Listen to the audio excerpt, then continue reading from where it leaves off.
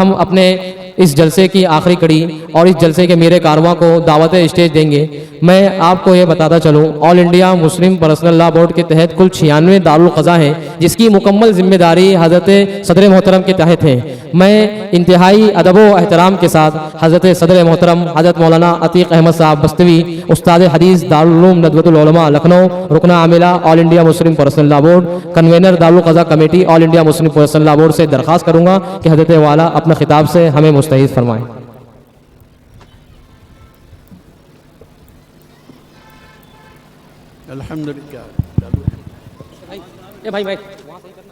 الحمد للہ رب العالمین والصلاة والسلام علی خاتم النبیین محمد وعلی آلہ وصحبہ اجمعین، اما بعد۔ قال اللہ تعالی اعوذ باللہ من الشیطان الرجیم، بسم اللہ الرحمن الرحیم، ثم انا جعلناک علی شریعۃ من الامر فاتبعها ولا تتبع اهواء الذین لا یعلمون۔ وقال النبی صلی اللہ علیہ وسلم لا يؤمن احدكم حتى يكون هواه تبعا لما جئت به، او كما قال علیہ الصلاۃ والسلام۔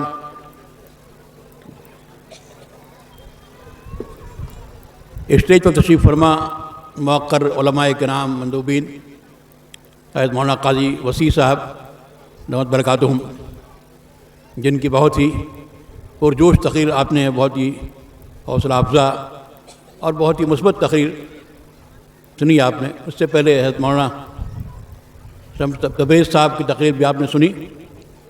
واقعہ یہ ہے کہ جو بہت بنیادی ضروری باتیں تھیں ہمارے ان عزیزوں نے، نوجوانوں نے آپ کے سامنے رکھی ہیں، اور کوئی مشاعرہ تو ہے نہیں کہ ہر شاعر اپنا کلام سنائے۔ اگر بات آ چکی ہو، کہہ دی گئی ہو تو اس کو دہرانے کی خاص ضرورت نہیں ہے، لیکن اب آپ نے بلایا ہے، اتنی دور سے میں حاضر ہوا ہوں، تو کچھ باتیں آپ سے عرض کروں گا۔ دارالقضا کے حوالے سے بھی چند باتیں، لیکن اس عمومی حالات کے تعلق سے، آپ کی ذمہ داریوں کے تعلق سے پتہ نہیں کون سی بات دل میں بیٹھ جائے اور کچھ جذبہ پیدا ہو جائے۔ میری بہنیں بھی موجود ہیں اور وہ بھی ہماری بات سن رہی ہیں، اور بات یہ ہے میرے عزیزوں کہ سب سے بڑا مسئلہ اس وقت ہمارا اپنے ایمان کے تحفظ کا ہے، کہ ہم مسلمان رہیں، کلمے پہ قائم رہیں، دین پہ قائم رہیں، شریعت پہ قائم رہیں۔ سب سے بڑی نعمت اللہ تعالیٰ کی جو ہم کو حاصل ہے زندگی کے بعد، وہ ایمان کی نعمت ہے، کلمے کی نعمت ہے، توحید کی نعمت ہے۔ اس نعمت کی حفاظت، کلمے پر قائم رہنا، ایمان پر ہمارا خاتمہ ہونا، کہ فَلَا تَمُوتُنَّ إِلَّا وَأَنْتُم مُسْلِمُونَ۔ اللہ تعالیٰ انبیاء کو متوجہ کر لا کے دیکھو، ایمان کی حالت ہی میں جانا، اس طرح جینا کہ ایمان کے پر تمہاری موت ہو۔ تو اپنے ایمان کی حفاظت، اپنے ایمان کو روشن کرنا اور اس کو مضبوط کرنا، اور صرف اپنے ایمان کو نہیں، اپنی نسلوں کے ایمان کو، اپنے لڑکوں کے، لڑکیوں کے، گھر والوں کے، بیوی کے، اور جن لوگوں سے بھی آپ کا تعلق ہے جو آپ کے زیر اثر ہیں، ان سب کے ایمان کی حفاظت، یہ بہت بڑی ہماری ذمہ داری ہے۔ اس وقت افسوسناک صورتحال یہ ہے کہ دین سے ہماری غفلت کے نتیجے میں، دین کی بنیادوں سے ہم واقف نہیں، کلمہ صحیح پڑھنا ہم کو نہیں آتا، کلمے کا مطلب کیا ہے، نماز کیسے پڑھی جائے، موٹی موٹی باتیں ہم کو نہیں معلوم ہیں۔ بنیادی دینی تعلیم ہمارے یہاں کمزور ہے۔ اس کی بنیاد پر جو ماحول ملک میں چل رہا ہے، مسلمانوں کو دین سے ہٹانے کا، ارتداد کا ماحول، الحاد کا ماحول، اس کے اثرات ہمارے بچوں پہ پڑ رہے ہیں، ہمارے بچیوں پہ پڑ رہے ہیں، اور بڑے افسوسناک واقعات پیش آ رہے ہیں۔ ایک مومن کی حیثیت سے، ایک مسلمان کی حیثیت سے مجھے آپ سے ایک بات یہ کہنی ہے کہ اللہ تعالیٰ فرماتے ہیں کہ یا ایھا الذین آمنوا قوا انفسکم واہلیکم نارا وقودھا الناس والحجارہ۔ اے ایمان والو، اپنے آپ کو اور اپنے متعلقین کو، اہل و عیال کو جہنم سے بچاؤ، جس جہنم کا ایندھن انسان ہوں گے اور پتھر ہوں گے۔ انسان اس میں جلیں گے جو ایمان والے نہیں ہوں گے، گنہگار ہوں گے، سرکش ہوں گے، اور وہ پتھر جن کی پوجا کی جاتی تھی وہ بھی جہنم میں اس کا ایندھن ہوں گے۔ تو اپنے ایمان کی حفاظت اور اپنے ایمان کو ترقی دینا، ایمانی اعمال کو انجام دینا، یہ ہماری ذمہ داری۔ اس لیے مجھے ایک بات یہ کہنی ہے کہ محلے محلے، گاؤں گاؤں، قصبے قصبے مکاتب کا نظام، دینی تعلیم کا نظام، اسکول و کالج کی ہماری ضرورت ہے، وہ ہم بھی اس کو بھی ہم قائم کریں اور ضرور کریں۔ ہمارے اسکولوں کا الگ ماحول ہو، اس میں دینی تعلیم بھی ہو، دینی ماحول بھی ہو، لیکن مکتب بنیادی چیز ہے کہ ہماری کوئی آبادی اچھے مکتب سے خالی نہ ہو۔ تو اپنے ایمان کو بچانے کا بڑا ذریعہ ہے یہ۔ اور میرے بزرگوں اور دوستوں، مجھے کہنے دیجئے یہ ہمارے ایمان پہ حملہ کیوں ہو رہا ہے؟ اللہ نے ہمارے ذمہ یہ رکھا تھا کہ انبیاء کرام جس کام کے لیے آئے تھے، توحید کا پیغام سارے انسانوں تک پہنچانے کے لیے، انبیاء کرام کے بعد رسول اللہ صلی اللہ علیہ وسلم خاتم النبیین ہیں، آپ کے بعد کوئی نبی آنے والا نہیں ہے، تو انبیاء کا جو کام تھا توحید کے پیغام کو سارے انسانوں تک پہنچانا، یہ کام چھوڑ دیا ہم نے، پوری امت کی حیثیت سے اس کام کو ہم نے چھوڑ دیا، اور ہمیں فکر ہی نہیں ہوتی ہے کہ اس پیغام کو دوسروں تک پہنچائے۔ یہ اللہ کی امانت ہے، یہ قرآن اللہ کا پیغام ہے، امانت ہے سارے انسانوں کے لیے، یہ ایمان اللہ تعالیٰ کی امانت ہے، اس امانت کو سارے انسان تک پہنچانے کی کوشش کرنا، ان تک پہنچنا ہماری ذمہ داری ہے۔ اس میں جو ہم کوتاہی کر رہے ہیں، کوتاہیاں ہو رہی ہیں، اس کی وجہ سے ہمارے ایمان پہ حملہ ہو رہا ہے، خود ہماری صفوں میں الحاد آ رہا ہے، ہمارے بچے مرتد ہو رہے ہیں، ایمان سے پھر رہے ہیں، ہماری بچیاں بگڑ رہی ہیں، کن کن ماحولوں میں جا رہی ہیں۔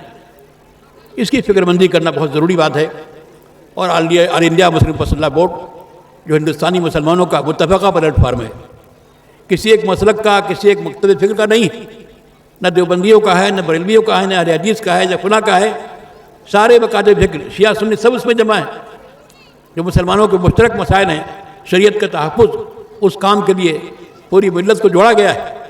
یہ واقعہ میں ضرور آپ کو سناؤں گا کہ 1972 میں بمبئی میں پہلا کنونشن ہوا تھا، تحفظ شریعت کنونشن، اور اس کے بعد آل انڈیا مسلم پرسنل بورڈ کا قیام ہوا۔ اس کنونشن میں کوشش کی گئی تھی کہ جتنے ممتاز مشائخ ہیں، علماء ہیں، مختلف مکاتب فکر کے، مختلف جماعتوں کے، اور جو ماہر قانون ہیں، فکر مند ہیں، ان سب کو وہاں جوڑا جائے، وہ محسوس ہو کہ یہ اجتماع جو ہو رہا ہے کسی خاص گروپ کا نہیں ہے، کسی خاص جماعت کا نہیں، بلکہ سارے مسلمانوں کا۔ اس وقت بریلوی جو طبقہ ہے، تو اہل سنت اپنے آپ کو کہتے ہیں اور ہیں، اہل سنت ہیں، مسلمان ہیں، ان کے طبقے کے تعلق سے فکر بندی ہوئی کہ بھئی ان کے بڑے علماء کو شامل کیا جائے۔ اس وقت جو لوگوں نے مشورہ دیا کہ جبل پور میں ایک بڑے عالم ہیں ان کے، مفتی براؤن الحق صاحب رحمۃ اللہ علیہ، وہ سب سے بڑے عالم ہیں، سب سے بڑے مفتی ہیں، اگر وہ شرکت کرتے ہیں، شریک ہوتے ہیں، تو گویا اور لوگ بھی شریک ہوں گے اور نمائندگی ان کی ہو جائے گی۔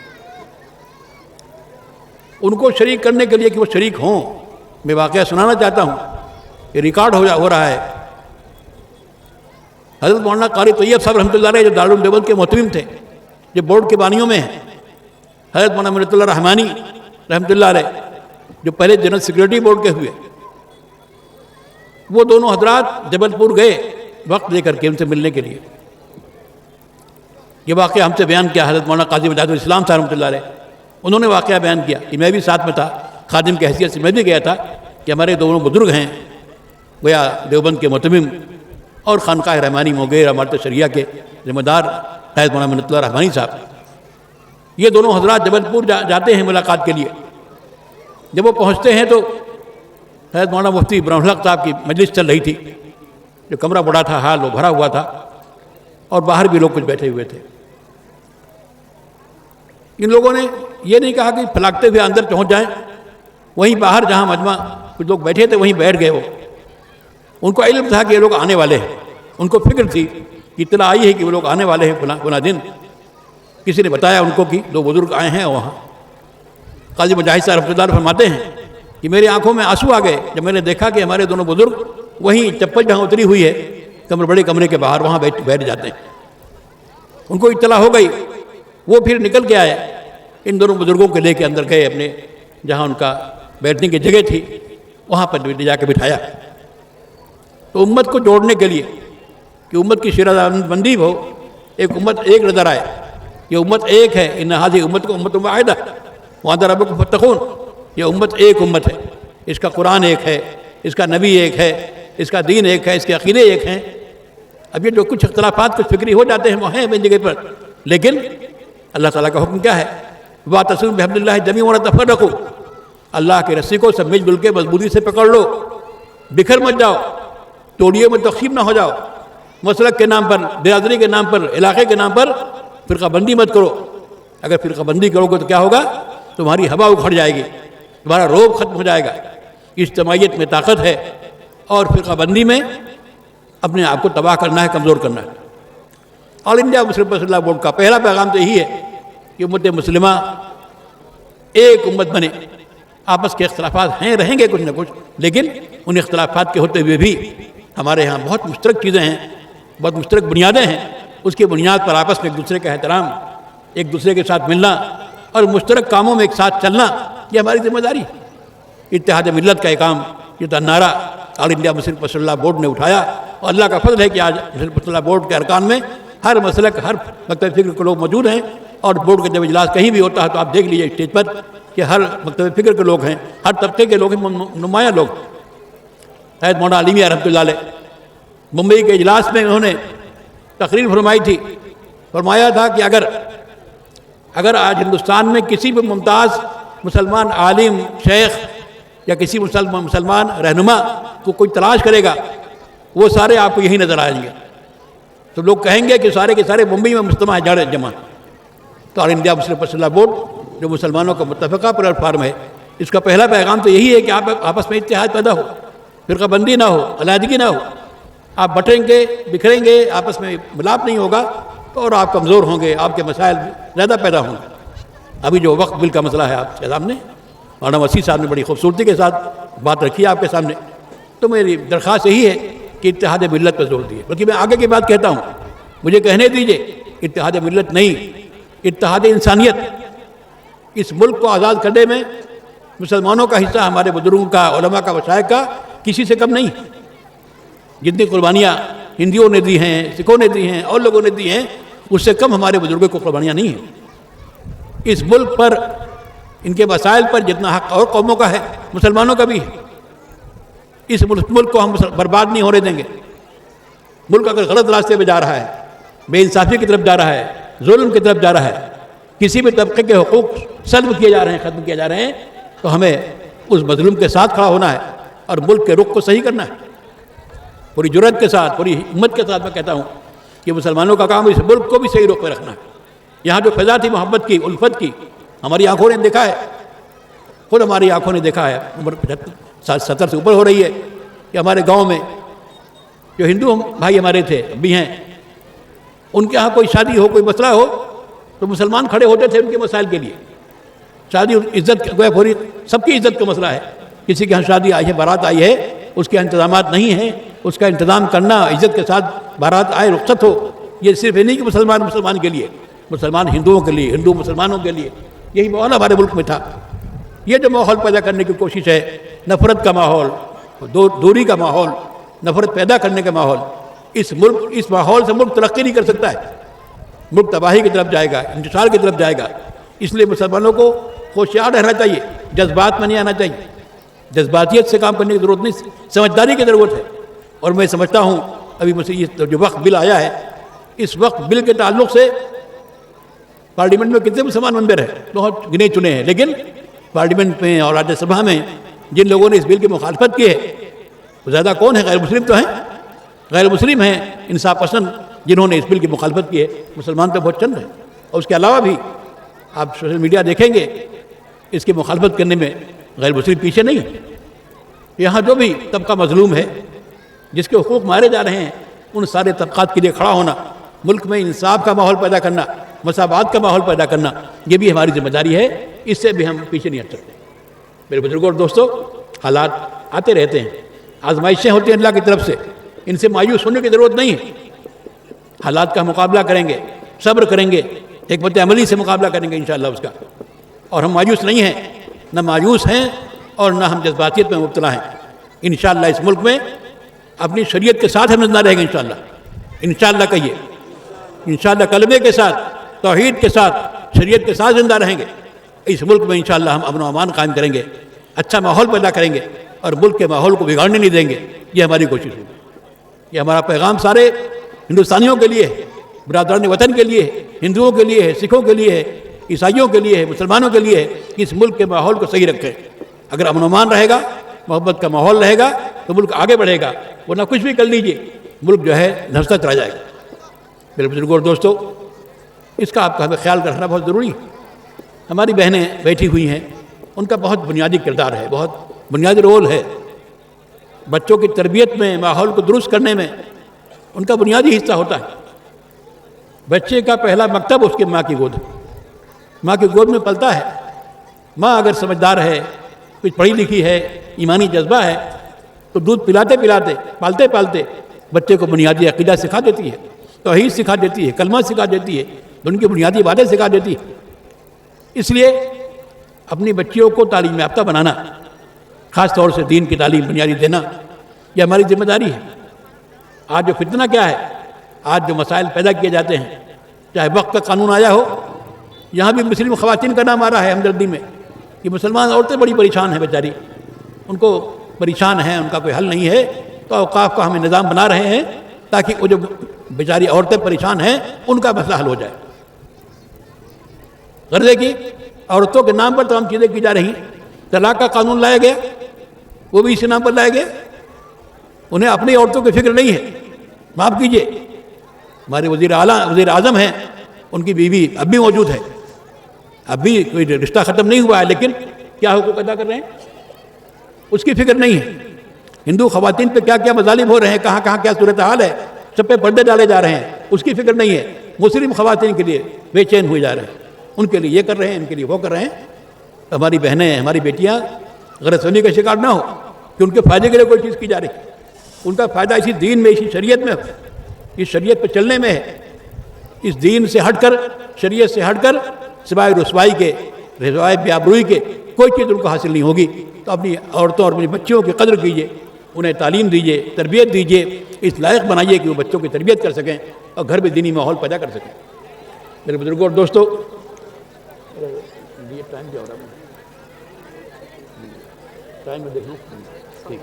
جی تو الحمدللہ بہت سی باتیں کام کی یہاں آئیں آپ کے سامنے۔ دارالقضا کے حوالے سے میں اس لیے اتنا عرض کرنا چاہتا ہوں کہ آپ نے 3 سال پہلے ایک پودا لگایا تھا، ایک کام کا آغاز کیا تھا، ایک دینی فریضے کی انجام دہی کی تھی کہ دارالقضا آپ نے قائم کیا۔ الحمدللہ آپ کی محنت سے، آپ کی توجہ سے، منتظمہ کمیٹی یہاں کی جو ہے اس کی محنت سے، قاضی صاحب کی محنت سے معاملات آئے اور حل ہو رہے ہیں۔ اس پروگرام کا مقصد یہ ہے کہ اس کام سے آپ واقف ہوں۔ یہ آپ کا اپنا ادارہ ہے، جیسے مسجدیں آپ کی ہیں، مدرسے آپ کے ہیں، یہ سب چیزیں آپ کی ہیں، دارالقضا بھی آپ کا ہے۔ آپ ہی کے مسائل کو حل کرنے کے لیے یہ دارالقضا قائم ہوتے ہیں۔ ایک ایک معاملہ مسلم فیملی کا، میاں بیوی کا جب الجھ جاتا ہے، فیملی کورٹ پہ جاتے ہیں، ہائی کورٹ پہ جاتے ہیں، کہاں جاتے ہیں، لاکھوں لاکھ خرچ ہوتا ہے، ایمان برباد ہوتا ہے، مال برباد ہوتا ہے اور وقت برباد ہوتا ہے۔ لیکن شریعت نے جو طریقہ رکھا ہے آپس کے جھگڑوں کو حل کرنے کا، اسی کو نظام قضا کہا جاتا ہے کہ ان القضاء فریضۃ محکمہ۔ حضرت عمر فاروق کا جملہ ہے، فرماتے ہیں کہ قضا جو ہے لوگوں کے درمیان معاملات کو حل کرنا، فیصلہ کرنا، یہ ایسا فریضہ ہے جو کبھی ختم نہیں ہوگا، منسوخ نہیں ہوگا۔ مسلمان جہاں بھی آباد ہوں گے ان کے لیے ضروری ہوگا کہ اپنا نظام قضا قائم رکھیں۔ تو یہ الحمدللہ آپ نے محسوس کر کے اس یہاں پر ابھی چھتیس گڑھ میں 3 دارالقضا قائم ہیں۔ آپ کے دارالقضا کو 3 سال ہو چکے ہیں، اور باقی الحمدللہ آل انڈیا مسلم پرسنل بورڈ کی طرف سے بہت سے مقامات پر دارالقضا قائم ہیں، 100 کے آس پاس۔ ایسے عمارت شریعہ میں بہار، اڑیسہ، جھارکھنڈ میں بہت قدیم نظام ہے، 100 سال سے اوپر ہو گیا، وہاں پورا سسٹم چل رہا ہے اور ہزاروں معاملات ماشاءاللہ آ کے حل ہوتے ہیں۔ یہ اللہ کی بہت بڑی نعمت ہے۔ اس ادارے کو اپنا ادارہ سمجھیے، اس کے مالیات کو مستحکم کیجیے۔ کمیٹی ہے وہ آپ سے رابطہ کرتی ہے۔ ایک تو بات میں صاف کر دوں کہ قاضی صاحب کو چندہ کرنے کے لیے استعمال نہیں کیا جائے گا، ہماری طرف سے منع ہے۔ جو قاضی ہوگا کہ قاضی چندہ کرے، ہم منع کرتے ہیں، اس کی اجازت نہیں۔ قاضی اپنا کام کرے گا، اس کی ضروریات کے آپ پورا کرنے والے ہوں گے۔ کمیٹی ہے، اس کے ارکان ہیں، وہ رابطہ کریں گے آپ سے۔ آپ کو خود توجہ ہونی چاہیے، یہ ادارہ قائم ہے تو اس کے مسائل کیسے ہوں گے۔ زکوٰۃ کا پیسہ اس میں چلے گا نہیں کہ آپ زکوٰۃ دے دیں، غیر زکوٰۃ کی رقم ہوگی۔ آپ کو خود فکر کرنی ہوگی، کم سے کم جو دارالقضا کا اسٹاف ہے، قاضی ہے، ان کے ساتھ مورر ہے، کچھ اور لوگ ہوتے ہیں، وہ معلوم کریں آپ۔ جیسے انہوں نے بیان کیا کہ 3 لاکھ سے کچھ اوپر ہے، تو آپ کا قاضی جتنا مطمئن ہوگا، تنخواہ اس کی معقول ہوگی، اس کے لیے ہدیہ منع کر دیا گیا ہے، عام دعوتوں میں نہیں جائے گا، وہ بہت سی پابندیاں ہیں۔ ان کی تنخواہ تو ہونی چاہیے کہ اپنی ضروریات औसत दर्जे पर कम से कम पूरी कर सके, किसी के सामने हाथ न फैलाए। दारुल क़ज़ा के वास्ते भी चंदा नहीं करेगा वो, मुझे साफ कहने दीजिए।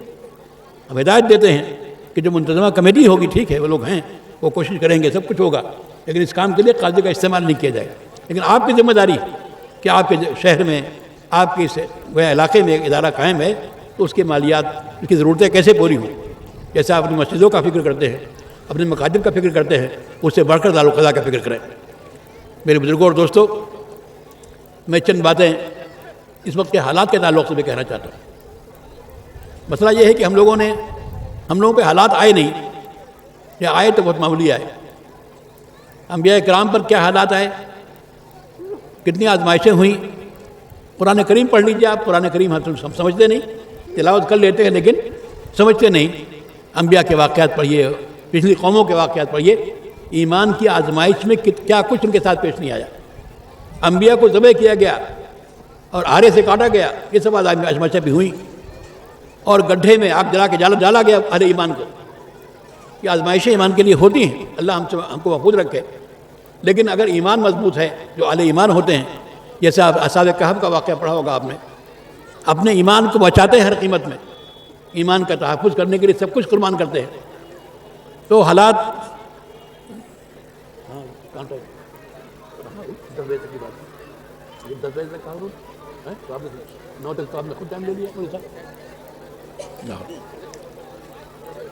हाँ, तो आप क्यों बोलने लगे इस बीच में? मैं तो खुद से कम बोलने वाला हूँ, कहाँ शौक़ हो गया बोलने का। तो बहरहाल मैं अर्ज़ कर रहा था कि हालात से मायूसी की ज़रूरत नहीं, अल्लाह से दुआ कीजिए। और ये ज़रूर मैं अर्ज़ करूँगा, अपने हिफाजत का इंतज़ाम ज़रूर कीजिए। आप खाली मत रहिए, बिल्कुल आप खाली, कुछ भी आपके पास नहीं, ऐसा नहीं होना चाहिए। अपने माल की ज़िम्मेदारी, माल का तहफ़्फ़ुज़, अपने जान का तहफ़्फ़ुज़, अपनी इज़्ज़त और आबरू का तहफ़्फ़ुज़, ये भी आपका फरीज़ा है, दीनी फरीज़ा है और कानूनी हक़ है। मुझे कहने दीजिए, इसमें कोताही नहीं होनी चाहिए। जो भी कानूनी तरीक़ा है, जो है, हालात कहीं आते हैं अगर खुदा न खास्ता, तो उसमें हालात में मायूस होकर के भागना गुनाह करना, ये नहीं। हालात का मुकाबला करना होगा, उसकी तैयारी करनी पड़ेगी। जो हालात जिस तरह बनाए जा रहे हैं उसमें ऐसा कुछ भी हो सकता है। इसलिए मुझे कहने दीजिए कि ये भी आपकी जिम्मेदारी है, आपका कानूनी हक़ है और दीनी फरीदा भी है कि अपने जान की हिफाजत करें, अपने माल की हिफाजत करें, अपने आबरू की हिफाजत करें, अपने शायर इस्लाम की हिफाजत करें। ये आपकी जिम्मेदारी है। इसके लिए क्या तरीक़ा हो सकता है, क्या कुछ होना चाहिए, ये आप सोचेंगे। बहरहाल मैं बहुत ही खुश हूँ यहाँ आकर के, ये देख करके कि 3 साल के अरसे में अल्हम्दुलिल्लाह दारुल क़ज़ा ने तरक्की की है और मामलात आए हैं, हल हो रहे हैं। और मुसलमानों ही के मामलात नहीं, अगर आप दारुल क़ज़ा का निज़ाम अच्छे अंदाज से कायम कर लेते हैं तो हमारे गैर मुस्लिम भाई रश करते हैं। बहुत से दारुल क़ज़ाओं की रिपोर्ट मेरे पास है, बोर्ड के दारुल क़ज़ा हैं। गैर मुस्लिम आते हैं कि काजी साहब हमारा मसला भी हल कर दीजिए, हमारा मियाँ बीवी का इख्तलाफ है, हमारा जायदाद का इख्तलाफ है। उनको रश्क आता है कि भाई इनका मसला इतना पेचीदा था और 1 महीने में हल हो गया, कोई खर्च भी नहीं आया, मुश्किल से 1000-2000 रुपये लगे होंगे फीस उसके, हल हो गया। और कोर्टों में, अदालतों में टाइम लगता है, वो आप जानते हैं कितना लंबा टाइम होता है। तो मैं समझता हूँ कि अगर आप इस निज़ाम को सही तौर पर कायम कर लें तो गैर मुस्लिम भी मुतासिर होंगे और चाहेंगे कि निज़ाम हमारे यहाँ कायम हो। बहुत से मसाइल लाते हैं वो, और अगर दोनों फरीक राज़ी हैं, लिख के देते हैं कि हमारा मामला आप हल कर लीजिए, तो आप गोया आपको उन्होंने काउंसलर बनाया है, अख्तियार दिया है, उसको सुन भी सकते हैं। तो इसलिए दारुल क़ज़ा के इस निज़ाम को गोया कायम करना, मजबूत करना, ये आपकी बड़ी जिम्मेदारी है। और मुझे खुशी है कि अल्हम्दुलिल्लाह यहाँ के लोगों ने तवज्जो की है। मैंने 1-2 आयतें पढ़ी हैं, एक हदीस पढ़ी है, उसका तर्जमा करके फिर दुआ करा दूँगा इंशाअल्लाह। मैंने कुरान करीम की एक आयत की तिलावत की है कि अल्लाह ताला फरमाते हैं कि मोहम्मद सल्लल्लाहु अलैहि वसल्लम, हमने आपको एक शरीयत दी है, एक कानून दिया है, एक निज़ाम ज़िंदगी दिया है, उसी की आप पैरवी कीजिए, उसी पे आप चलिए। शरीयत पे चलना गोया जिम्मेदारी है नबी की भी और नबी के उम्मतियों की भी, उसी की आप पैरवी कीजिए। और उन लोगों की ख्वाहिशात पर न चलिए जो नादान है, जानते नहीं। इस्लामी शरीयत से हटकर जो कानून है, किसी का भी हो, किसी का बनाया हुआ हो, ये नादानों की ख्वाहिशात हैं। हमें हुक्म दिया गया है कि अपनी शरीयत पर हम चलें, और शरीयत पर चलने का एक अहम रास्ता, एक अहम ज़रिया दारुल क़ज़ा भी है कि आपस में अगर इख्तिलाफ पैदा होता है तो कहीं और जाने के बजाय दारुल क़ज़ा में हम लाएँ, मामला पेश करें और जो फैसला हमको मिले। अव्वल तो अल्हम्दुलिल्लाह खुशी की बात यह है, अभी आपने सुना کہ 50 معاملات میں سے 45 معاملات میں فریقین نے باہم آپس کی رضامندی سے مسئلے کو حل کیا. مسئلہ حل ہو گیا دونوں کی رضامندی سے. قاضی صاحب کو فیصلہ کرنا ہی نہیں پڑا. اکثر یہ ہوتا ہے دارالقضاؤں میں، جب دونوں پارٹیاں آتی ہیں بیٹھتی ہیں سمجھایا جاتا ہے تو کسی نہ کسی بات پر متفق ہو جاتی ہیں، اور 50 میں سے 5 معاملات میں صرف ان کو فیصلہ کرنا پڑا. تو جو فیصلہ بھی ہو جائے، آپ کے خلاف ہو آپ کے حق میں ہو، حق میں ہے تو آپ قبول کریں گے ہی، خوش ہو کے قبول کریں گے. لیکن اگر آپ کے خلاف ہو تب تو ضرور قبول کیجئے. یہ آپ کے ایمان کا تقاضا ہے، یا آپ شریعت کے حکم کے سامنے سر جھکا رہے ہیں. آپ کو فیصلہ آپ کے من پسند نہیں ہے، لیکن اس لیے آپ مان رہے ہیں کہ اللہ اس کے رسول کا فیصلہ ہے، کتاب و سنت کا فیصلہ ہے. تو یہ جذبہ ہمیں ہونا چاہیے شریعت کے فیصلوں کو ماننے کا. ہم شریعت پر چلیں گے، اس کی پابندی کریں گے، تبھی ہماری شریعت باقی رہے گی. اسی ماحول کو ہم باقی رکھیں. اور باقی الحمدللہ ہماری بہنیں، ہماری بیٹیاں جو ہماری گفتگو سن رہی ہیں، ان سے میں عرض کرنا چاہتا ہوں، جیسے مولانا قاضی وسیع صاحب نے کہا کہ جو شریعت کے احکام ہیں، علم کا طلب کرنا ہر مسلمان پر فرض ہے، چاہے مرد ہو چاہے عورت ہو. ضروری بنیادی تعلیم، ایمان کیا ہے، کلمہ کیا ہے، توحید کیا ہے، شرک کیا ہے، بنیادی دینی تعلیم ہر مرد و عورت کی ذمہ داری ہے، فریضہ ہے. تو بچیاں بھی تعلیم حاصل کریں، اصلی تعلیم بھی جہاں تک ممکن ہو حاصل کریں، اور دین پہ قائم رہیں، دین پہ چلیں. ان کو بہکانے کے لیے، بھٹکانے کے لیے جو نئی نئی چیزیں آتی رہتی ہیں سوشل میڈیا میں، موبائل ہر ایک ہاتھ میں ہے، بہت گندی چیزیں آتی ہیں، بہت غلط چیزیں آتی ہیں، ان سے متاثر ہوتے ہیں ہمارے بچے اور بچیاں. ان سے دور رہنا اور شریعت کے حکم پر چلنا یہ ہماری ذمہ داری ہے. اور اگر ہماری بہنیں، ہماری عورتیں دیندار ہو جائیں تو گھر سدھر جائے گا. وہ شوہر کو بھی ٹھیک کر سکتی ہیں، بچوں کو تربیت کر سکتی ہیں، اور دینی ماحول پیدا کر سکتی ہیں. میں بہت ہی شکر گزار ہوں یہاں کے جلسے کے منتظمین کا. میں دیکھ رہا ہوں کہ یہاں اس اسٹیج پر ماشاءاللہ دور دور سے لوگ آئے ہیں. ناگپور سے ہمارے قاضی فاروق صاحب ہیں، اور دوسرے جو مختلف قصبات و شہروں سے علماء آئے ہیں، اصحاب وجاہت آئے ہیں. تو یہ دلچسپی اس موضوع سے آپ حضرات کو ہے، اور آپ حضرات نے اس پروگرام کو کامیاب کرنے کے لیے اور دین کی باتیں سننے کے لیے یہ سفر کیا، یہاں تک آئے. اللہ تعالیٰ آپ کو دین کی باتوں پر چلنے کی توفیق عطا فرمائے، ایمان پر آپ کو قائم رکھے. اور یہ دعا کیجئے کہ اللہ تعالیٰ اس ملک کو، اس کی حفاظت فرمائے. یہاں کے امن و امان کی درود شریف پڑھ کے آپ دعا کر لیں انشاءاللہ خیر ہوگا. اللہم صلی علی محمد وعلی آل محمد کما صلیت علی ابراہیم وعلی آل ابراہیم انک حمید مجید. اللہم بارک علی محمد وعلی آل محمد کما بارکت علی ابراہیم وعلی آل ابراہیم انک حمید مجید. اللہم انک عفو کریم تحب العفو فاعف عنا رب اغفر وارحم وانت خیر الراحمین. اے اللہ ہم آپ کے بندے ہیں، گنہگار بندے ہیں. اے اللہ آپ کی رحمتوں کے محتاج ہیں، آپ کی مغفرت کے محتاج ہیں. اے اللہ ہم سب کے لیے بخشش کا فیصلہ فرما دیجیے، مغفرت کا فیصلہ فرما دیجیے، جنت کا فیصلہ فرما دیجیے، جہنم سے رہائی کا فیصلہ فرما دیجیے. اے اللہ ہم سب کو زندگی بھر اسلام کے احکام پہ چلنے کی توفیق عطا فرمائیے. اے اللہ جب ہمارا آخری وقت ہو تو ہم کلمہ پڑھتے ہوئے ایمان کے ساتھ رخصت ہوں. اے اللہ ہمیں قبر کے عذاب سے حفاظت فرمائیے. اے اللہ ہمیں جہنم کے عذاب سے محفوظ رکھیے. اے اللہ ہمیں دجال کے فتنے سے محفوظ رکھیے. اے اللہ ہمیں جو لوگ بیمار ہیں ان سب کو شفا عطا فرمائیے. اے اللہ جو لوگ پریشانیوں میں ہیں، قرضوں میں ڈوبے ہوئے ہیں، بے روزگار ہیں، روزی کے ذرائع ان کے پاس نہیں ہیں، ان سب کے مسائل کو حل کر دیجیے. بیماروں کو شفا عطا فرمائیے، مقروضوں کے قرض کو ادا فرمائیے. اے اللہ ہمارے بچے اور بچیوں میں، ہمارے بوڑھوں اور جوانوں میں دینی بیداری پیدا فرمائیے، اور ان سب کو دین پہ چلنے کی توفیق عطا فرمائیے. اے اللہ یہ دارالقضا یہاں جو قائم ہے آپ کی شریعت کو نافذ کرنے کے لیے قائم ہے. اے اللہ آپ کی رضا کے لیے، آپ کی شریعت پہ چلنے کے لیے اس دارالقضا کا قیام ہوا ہے. اے اللہ اسے قبول فرمائیے. جو لوگ بھی اس کام میں لگے ہیں، اس کی معاونت کر رہے ہیں اور کسی انداز سے اس میں تعاون کرتے ہیں، اے اللہ ان سب کو اجر عطا فرمائیے. اے اللہ ان کے اعمال کو قبول فرمائیے. اے اللہ یہ قصبہ، یہ علاقہ، مسلمان یہاں بہت کم ہیں، کمزور ہیں، لیکن اے اللہ آپ کے دین پر قائم رہنا چاہتے ہیں، اسلام پر قائم رہنا چاہتے ہیں، اپنی نسلوں کو ایمان پر باقی رکھنا چاہتے ہیں. اے اللہ انہیں توفیق عطا فرمائے کہ یہاں تمام بچوں کے لیے دین کی تعلیم کا نظم کریں اور ضروری تعلیم کا نظم کریں. اے اللہ اس ملک میں امن و امان کا ماحول پیدا فرمائیے. اے اللہ امن و امان کا ماحول پیدا فرمائیے. اے اللہ وقت کا جو قانون، ترمیمی قانون جو پاس ہوا ہے پارلیمنٹ سے، اے اللہ اس کو ختم فرما دیجیے، یہ وہ مکمل واپس ہو جائے. یہ جو خطرہ لٹک رہا ہے سروں پر مسلمانوں کے، یہ ختم ہو جائے. اے اللہ آپ قادر مطلق ہیں، پارلیمنٹ ایک طرف، سب قانون ساز ادارے ایک طرف، آپ کی طاقت سب سے بڑی ہے۔ اے اللہ غیب سے ایسا نظم فرمائیے کہ یہ قانون ختم ہو جائے اور اس کی ایک شک باقی نہ رہے۔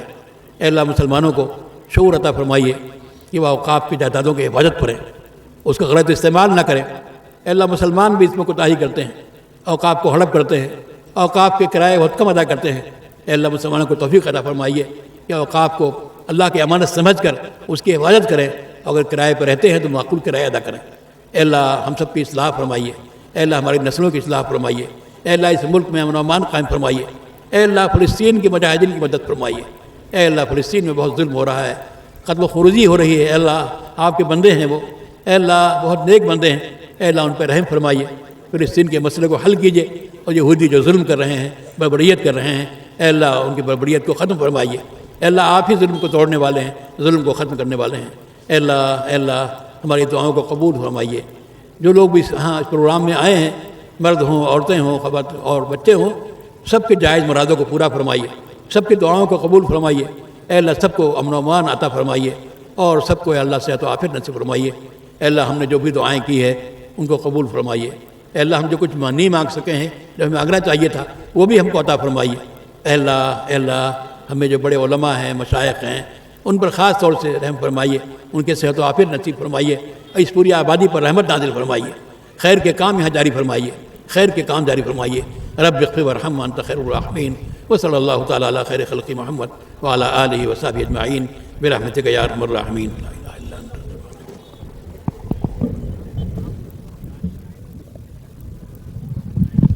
بھائی تعاون کا انتظام کیا گیا ہے، یہ ہمارے جو کمیٹی کے حضرات ہیں مستورات کا کھانا چالو کر دیں انشاءاللہ۔ 10 بجے مدنی مسجد میں انشاءاللہ عشاء کی نماز ہوگی۔ آپ حضرات مردوں کے لیے بھی انتظام ہے تعاون کا انشاءاللہ، سکون کے ساتھ پورا مجمع انشاءاللہ کھانا کھا کر جائے، اور مستورات میں خاص کر کے پردے کا خیال رکھیں، نوجوان ادھر زبردستی نہ جائیں۔ ہماری جو بچیاں ہیں ماشاءاللہ فرید نگر کی، وہ اندر کھانا کھلانے میں مدد کریں انشاءاللہ، اللہ تعالیٰ ان کو جزائے خیر عطا فرمائے۔